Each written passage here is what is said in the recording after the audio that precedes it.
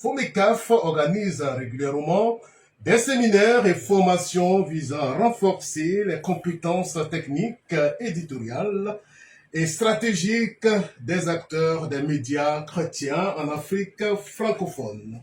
La première rencontre tenue à Lomé en janvier et novembre 2019 ont marqué un tournant décisif. Elles ont réuni près de 300 professionnels de plus de 10 pays autour de la pratique radiophonique, sans oublier d'autres séminaires et formations.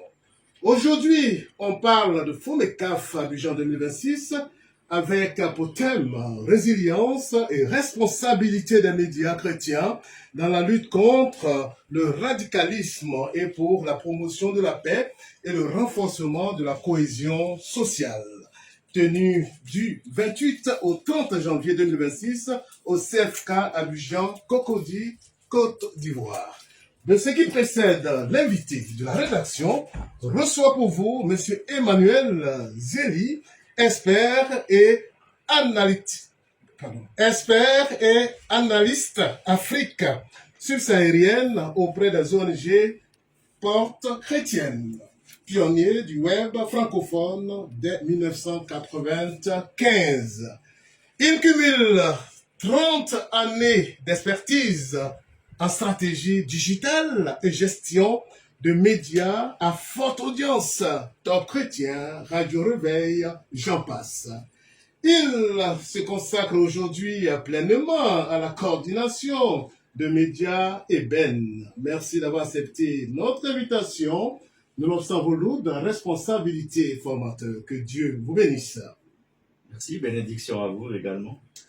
Vous avez également